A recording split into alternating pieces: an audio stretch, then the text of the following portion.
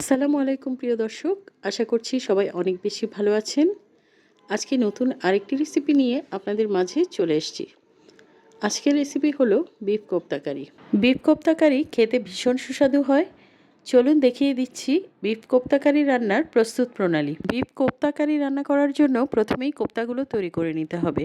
আর এর জন্য আমি এখানে হাফ কেজি গরুর মাংস নিয়েছি। এটাকে আমি ছোট ছোট টুকরো করে নিয়েছি।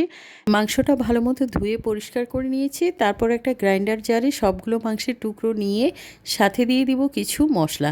প্রথমেই দিয়ে দিয়েছি হাফ কাপ পেঁয়াজ কুচি, তারপর দিয়ে দিয়েছি আদা বাটা রসুন বাটা। এখানে 1 চা চামচ করে আদা বাটা রসুন বাটা আছে। দিয়ে দিয়েছি 3 টেবিল চামচ বেসন। বেসনটাকে আমি তাওয়ায় একটু টেলে নিয়েছিলাম।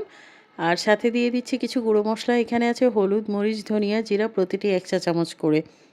এখন দিয়ে দিচ্ছি ধনেপাতা ডাঁটাসহ, আর সাথে 5-6টা কাঁচামরিচ। এবার দিয়ে দিব লেবুর রস। এখানে 2 স্লাইস লেবু নিয়েছি। লেবুটাকে আমি চিপে শুধুমাত্র রসটা নিচ্ছি। মাংসের মধ্যে যেহেতু কোনো চর্বি নেই, তাই লেবুর রস দেওয়া হয়ে গেলে এখানে দিয়ে দিচ্ছি 2 চা চামচ রান্নার তেল। একটা ডিম দিয়ে দিচ্ছি। তারপর দিয়ে দিচ্ছি 1 চা চামচ লবণ। সব উপকরণ একসাথে গ্রাইন্ডারে এখন গ্রাইন্ড করে নিচ্ছি। আপনারা চাইলে এখানে আগে মাংসের কিমা তৈরি করে তারপর কিমার সাথে বাকি সব উপকরণগুলো মেশাতে পারেন, কিন্তু এতে করে মাংসের কোপ্তাগুলো বানানোর পর রান্না করার সময় ফেটে যাওয়ার সম্ভাবনা থাকে। তাই সব উপকরণগুলো একসাথে মিশিয়ে একটা গ্রাইন্ডার জারে গ্রাইন্ড করে নেওয়াই ভালো। আমার এখানে মাংসগুলো গ্রাইন্ড করে নেওয়া হয়ে গেছে। একটা বোলে ট্রান্সফার করে নিয়েছি। এখন সবগুলো উপকরণ আবার একটু নেড়েচেড়ে মিশিয়ে দিচ্ছি। তারপর হাতে তেল ব্রাশ করে নিয়েছি যাতে করে কোপ্তাগুলো সুন্দর একটা শেপ দেওয়া যায়। কোপ্তাগুলো বানানোর জন্য প্রথমে হাতে পরিমাণ মতো মাংসের মিশ্রণ নিয়েছি। তারপর হাতে ঘুরিয়ে ঘুরিয়ে একটা বলের মতো শেপ দিয়েছি। আপনারা চাইলে আপনাদের পছন্দ মতো শেপ দিয়ে কোপ্তাগুলো তৈরি করে নিতে পারেন। আজকের কোপ্তাগুলো আমি সবগুলো একইভাবেই তৈরি করে নিয়েছি। আর এই পরিমাণ মিশ্রণ দিয়ে আমার প্রায় 25টার মতো কোপ্তা তৈরি হয়েছে। কোপ্তাগুলোকে এক সাইডে রেখে চলে যাচ্ছি রান্নার প্রস্তুত প্রণালীতে। চুলায় একটি হাঁড়ি বসিয়ে দিয়েছি আর তাতে দিয়ে দিচ্ছি 3 টেবিল চামচ রান্নার তেল। সাথে দিয়ে দিচ্ছি 1 চা চামচ ঘি। ঘি এবং তেল একটু ভালো মতো গরম করে এবার দিয়ে দিচ্ছি এখানে কয়েকটি গোটা গরম মশলা। এখানে আছে কয়েকটি এলাচ, 2-3 টুকরো দারচিনি, 2টো তেজপাতা এবং সাথে দিয়েছি কয়েকটি লবঙ্গ। এখন দিয়ে দিচ্ছি হাফ কাপ পেঁয়াজ বাটা। পেঁয়াজ বাটাটাকে ভালো মতো নেড়েচেড়ে একটু ভেজে নিব যতক্ষণ পর্যন্ত এর রঙটা পরিবর্তন না হয়। প্রায় 2 থেকে 3 মিনিট পেঁয়াজ বাটাটা ভেজে নেওয়ার পর এটার রঙটা একটু গোলাপি বর্ণের হয়ে আসলে তখন এর মধ্যে দিয়ে দিচ্ছি 1 চা চামচ আদা বাটা আর 1 চা চামচ রসুন বাটা। আদা রসুন বাটাটাকেও আমি প্রায় 1 মিনিট মতো ভেজে নেব যাতে করে এদের কাঁচা গন্ধটা চলে যায়।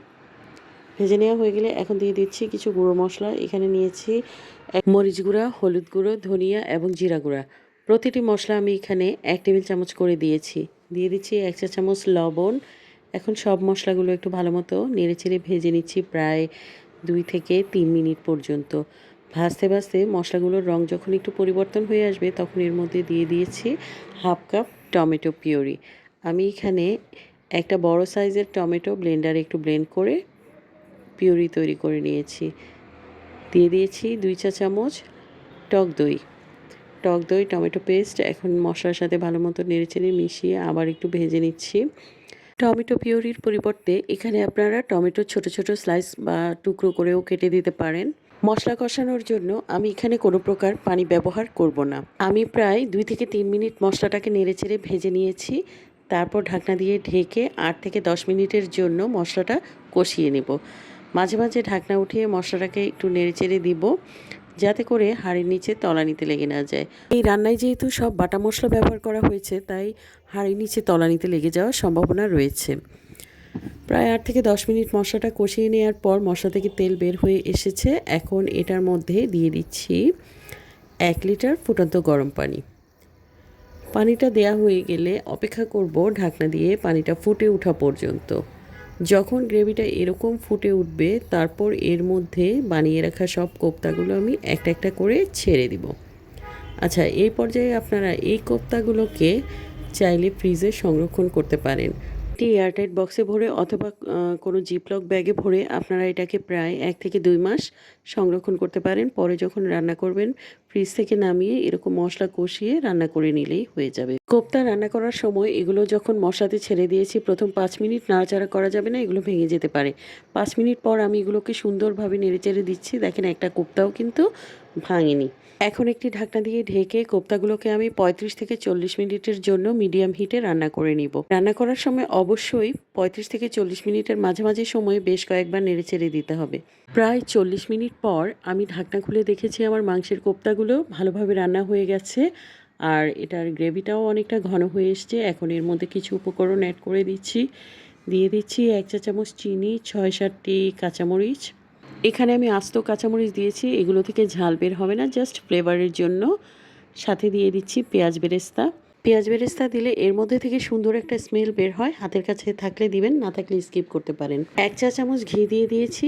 তারপর ঢাকনা দিয়ে ঢেকে এটাকে আর 2 মিনিট মতো রান্না করে নিচ্ছি। ঝোলের পরিমাণটা আপনারা আপনাদের পছন্দ মতো রাখতে পারেন। আপনারা কি পরিমাণ ঝোল খেতে পছন্দ করেন সেটা বুঝে তারপর ঝোলটা রাখবেন।